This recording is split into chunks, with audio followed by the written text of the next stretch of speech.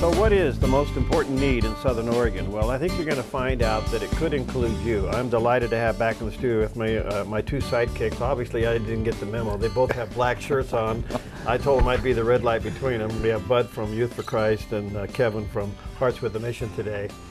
And they share a common need, and we wanted to get the ball rolling on this because we're going to be doing some shows in the future about this as well. And that's the subject of mentoring. This is something that you can do. So, Bud, let me start with you. You've had a mentoring program for a long time at Youth for Christ, and yet it continues to be your #1 need. Well, just to give you a little bit of an idea, Youth for Christ worked with our total ministries with over 2,000 kids last year. But, you know, that's less than 10% of what we estimate the teens are out there. Huge need, and the reality is kids are more and more left in what we talk through as relational poverty.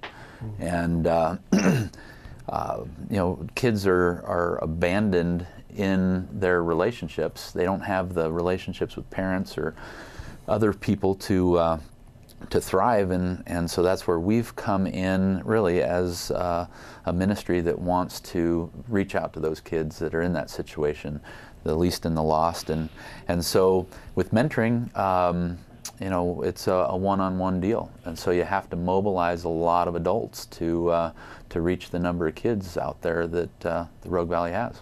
All right, and Kevin, you have a need for mentors as well? Yeah, you think? Yeah. No, that's where we really see a huge need in the ministry of what we're doing, because there comes a point where the kids that we're working with, we learn they have no friends. We learn that they have no stable family. We learn that they're going and playing games or have school activities that nobody will attend. And through that, it adds this extra crisis into their life, and we want somebody to be able to walk alongside them. And unfortunately, we're not in a position where we can hire, you know, or create a program, and where it's been such a blessing to be able to walk alongside Youth for Christ and say, hey, will you pick this ball up for us? All right. Mentoring, and you both can just kind of dive in here. A lot of people think they are not qualified to be mentors, but really, what is a mentor from what you want in a person to come alongside these children? What are you looking for? What is a mentor? Someone that is caring enough to open their life up a little bit to a young person. And you know, sometimes we think that mentoring is this big ordeal where you have to plan an event or do something special. And the reality is we try and train folks to just understand, hey, invite the kid into your life. If you enjoy a particular activity, invite them into that. Okay. They'll enjoy doing it with you. Also, as a part of that, kids are just looking for someone that cares. There's a young lady that was in juvenile detention, and they have the kids write prayer requests that are willing to do that. And we have a prayer team that prays for them, and you know, just one gal in there just says, you know, pray for me. I need someone to love me. And you know, that's where this girl understood. She just desperately alone, and was praying that God would provide someone to love. So what kind of a commitment are we looking at here? I mean, and I just want to say to those listening, watching, pray about, ask the Lord if He'd have you become a mentor. You will change the destiny of a young person. So what kind of a time commitment from your position, Kevin?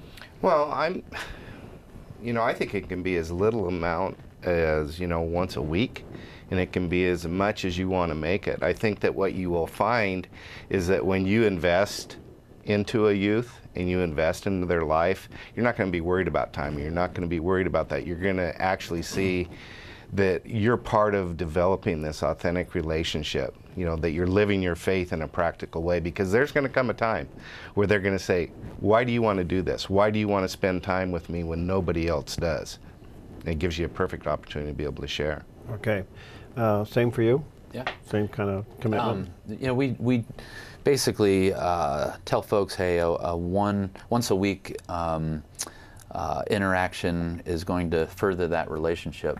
But the reality is, if a person truly cares, and whether it happens in the context of a youth center or in the mentoring one-on-one relationship or, you know, detention ministry, it's really just, are you there? Are you present? And are you willing to open up your life to a kid? Is there a little bit of training involved? Oh yeah. Okay. We you help them get ready for it? Yeah, we do. We do the training.